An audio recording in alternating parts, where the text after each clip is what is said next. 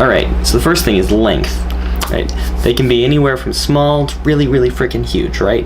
So you have different things, different pros and cons about each one. The small tails, they can easily be integrated into a suit without a lot of problem. That means you don't have to wear a belt or anything like that. You still get action out of it. Can wiggle it around. I find it's fun to twerk with small tails because they just bounce all over the place.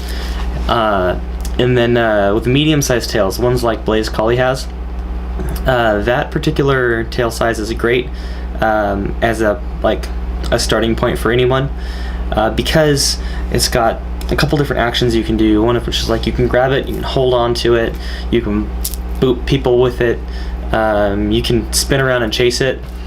So that's pretty awesome. And areas I don't really have a lot of experience in is the really, really, really long tails, the ones that pretty much span across the room, and those are really great too because they're pretty much a prop in themselves, and you know, you can hug onto those, you can boot people with them, you can pretty much sleep on it, and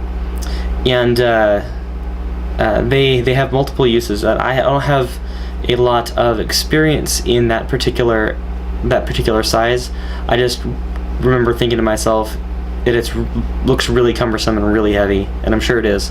So unless you are absolutely set on a giant tail that goes halfway across the room, I personally would avoid it. Alright, so then they have actions, right? So you can wag your tail, you can spin around and chase your tail. Each of these give different meanings and performing. And depending on your overall body language and the situation you're in, can give a completely different meaning to what you're trying to convey. So really be careful about how you're portraying your actions and your intent on what you're trying to communicate, because let's face it, furries can be kind of creepy, and a lot of them don't really know how to read body language. It's just a fact. So yeah, with that, I mean, situational awareness is key. Now, a couple things I want to talk about too. If you're shooting in public and kids come up to you, some kids are not very friendly to fursuit tails. If you have a really long tail, they find that as a point, go grab onto it and pull it, and that can damage your suit. That can cause a lot of problems to your midsection if you have a belt going through your waist, because there's not a lot of places you can hook on through belt loops inside, so it's going to probably hurt when they pull on it. So there's some techniques in dealing with that, and I'll get into that a little bit later. Alright, as with length, we have actions that can go with each one. There's pros and cons to each length. The smaller ones, you have limited actions you can do. I essentially, with Big Cat, I basically just kind of shake my butt or I twerk to kind of get either a wiggle or like a flop. And it can come off as adorable, yeah, but for example, Blaze Collie, he has a longer tail, so what I can do with it, I can hold on to it, I can grab onto it, and I mean, with that you can wag it, and each one of these things will give off a different feel. Coupled with different body language, you have different intents and different actions, so be considerate of your situation and what you're actually trying to convey and what you want from people, because people are really bad at reading body language. Alright, so intent is a big one. What is your intention in wagging your tail? What is your intention in hugging your tail? This is, like I said, all coupled in with different body language types. What is your overall body doing, and how does that translate into utilizing your tail? There's different wiggles, different wags, different ways of holding your tail, like tucking your tail between your legs, for example, or just being an all-around derp by like flailing like a crazy person. Those are all different things that give off different intents. So keep in mind with that, especially as you are in different situations.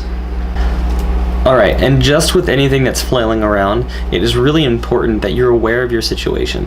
What are you nearby? Are there breakables nearby? Are there other people nearby? Are there animals nearby? Are there kids nearby? Be really careful before you start like going all over the place. One of the things that I learned from, actually of all people, Matrices, is she has a tail that kind of sticks out and curls, and it sticks away from the body, and it's about 1 arm's length away. I mean, if you were to stand up, for example, and do this, there you go, like that, right? And just spin around. That's about how far her tail would be away from something, and if her hands hit anything, then her tail will hit something. And that's pretty key, right? So when being in a specific environment, be aware of your environment. Dogs can jump up and want to chew on it thinking it's a toy. Kids can grab on it. Things can break. You can hit people, bump into things. It's not something you're normally used to having there. And when you put on a suit, you aren't always necessarily thinking about that it's there. I have broken things. I have hit people. I have knocked glasses off tables. It happens, but try and be a bit conscious about the environment you're in. Even when you are conscious about things like that happen all the time. But specifically, the more aware you are of the situation, and being aware of the situation around you specifically, you can essentially avoid most of those problems. Alright, and here's a really, really big tip. If kids are coming and pulling at you, and they're grabbing onto your tail, and they're pulling at your tail, okay, one of the biggest things you can do to fix this problem is to not acknowledge that they're pulling your tail. They want your attention, and that's why they're pulling your tail. They want you to turn around and acknowledge them, and that will only encourage other kids who are nearby to do the exact same thing. Now what you have to do is right behind the base of your tail, grab onto it, hold it, so that it doesn't tug on you. If you can see, it will grab onto the base, the chunk of the tail, and it won't stretch the part that is really important. And don't acknowledge the kid. Just grab onto it, the base of your tail, and just hold it. Hold it like this. Don't acknowledge them. Just be like, nope, I'm not gonna talk to you. Don't be mean to them. Don't acknowledge them in any way. They'll eventually stop doing it. If you have a handler nearby, encourage the handler, or get the handler's attention, to get them away from your tail. It's expensive, as you know. It's an art piece, as you know. And kids can really be destructive. I've helped a few people out of situations where kids are essentially pulling on their tail, trying to get the other person's attention. There's other kids in the front who are trying to get his attention, and it just was a really bad situation. So you end up, if you're the handler, you have to be the bad guy and tell them to go away, or to go to the front and try it from the other side. As a suitor, depending on your comfort level with talking in suit, if you like that or don't like that, that is completely your choice. But when it comes to kids, sometimes no isn't enough, and saying no and actually acknowledging after they're doing something you don't want them to do will end up causing more problems for you. So biggest advice, which is actually, I learned that from Affinity, big props to him, is to basically hold the base of your tail and don't let go until they stop. Anyway, I hope you enjoyed, and here is some video of me romping around and doing different things with my fursuit butts.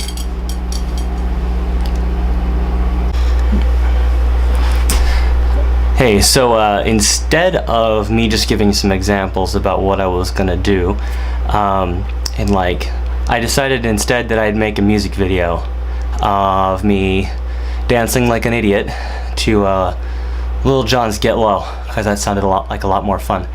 I'm really exhausted. I'm about only like halfway through doing the video, but it should turn out really awesome when it's done. So I'll post it in like a thing in this area here, like a link, and links below as well. So thumbs up if you like, subscribe if you haven't already. Yeah, this is a lot of fun.